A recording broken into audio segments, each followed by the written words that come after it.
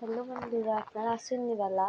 আর এটা হচ্ছে গিয়া কালী পূজার রাইতের ভোরবেলা, তখন বাজে প্রায় 4টা।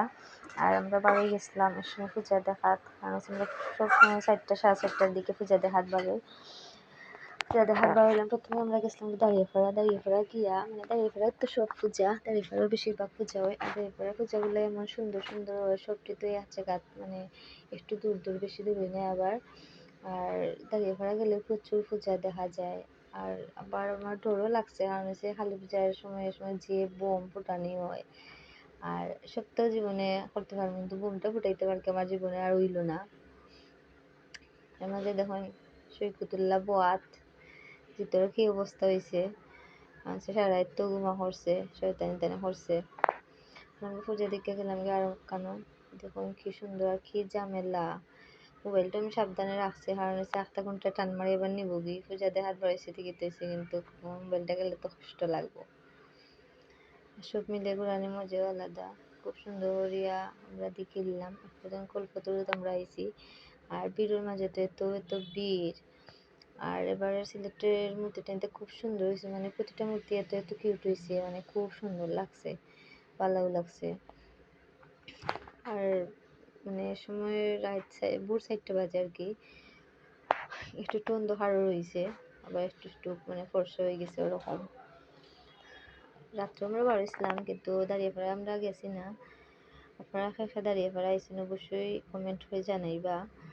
তখন কত সুন্দর পূজা, যে গেছেন না আমার এই ভিডিও মাঝে কয়েকটা কালী মূর্তি ছবি দেখতে পারবা। সব মূর্তির ভিডিও করা সম্ভব হয়েছে না, সে এত ভিড়।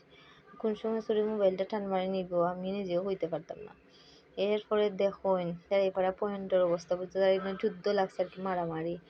দেখুন অবস্থা, বোম দিয়ে ফুটার কি ডোরাই এইখান পার হয়েছি আমরা।